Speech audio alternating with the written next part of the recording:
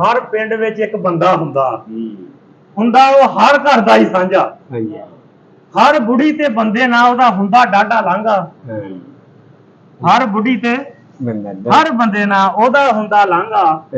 बच्चियां दे विच बच्चा हुंदा बुढ़ियां दे विच बुढ़ा सच्ची की बच्चियां दे विच बच्चा बन जांदा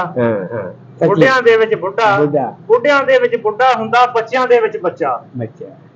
ते वो मुंह दा हुंदा बहुत बड़बोला पर दिल दा हुंदा सच्चा लो जी मक्खन जट सोहने देश पंजाब दे पिंडां कल्चर लैके तुहाडी खिदमत च हाज़र आ अज मैं ऐसे एक बजुर्ग दा तुहाडे नाल बजुर्ग दी गुफ्तगू करा रहा वो जिद्दां कहंदे ना पंजाब दे पिंडां च सारे रंग नजर आउंदे आ और पंजाब दा कोई पिंड ऐसा नहीं जिथे एक फर्द ऐसा नहीं हुंदा कि जिहदा लांघा सारे पिंड दा हुंदा तलक सारे पिंड दा हुंदा हर घर च ओहदा आउण जाण हुंदा वा और ओनू रोक टोक कोई नहीं हुंदी वो जेड़े घरे मर्जी जावे कुंडा खड़काउण तो बगैर भी चला जावे अच्छा इस चक च जिथे मैं बैठा जिला साहिवाल तहसील चीचा वतनी 4612 दा चाका आलमा रूप चौरी मनीर अजहर साहब उन्हां दा चाका बाई चाका उन्हां दे वड्डियां दा भी यही चक सी यानी कि 1914 जो बार आबाद हुई उन्होंने आ के बार आबाद की उस पिंड दा जनाब वो बुजुर्ग इहदा नाम है चाचा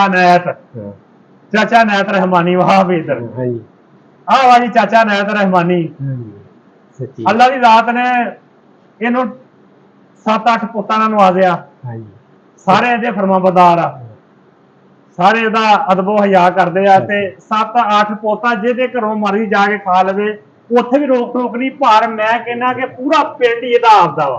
आओ इहदे नाल गल करदे हैं जो पोता से नौवां तो बनिया ही पोता नौवां तो बगैर तो नहीं हाँ भी चाचा नैत कितनी उम्र हो गई है तेरी मेरी 80-85 साल दी अच्छा 80 तो 85 साल ते माशाल्लाह बहुत सोहनी है सेहत तेरी अज चंगी भली है सेहत मैनू पता ही नहीं मैं मुंडिया नाल काम कर लेना मुंडिया नाल ये कर ले मैं मैनू कह दे कि बराबर दी आले मैं चल बई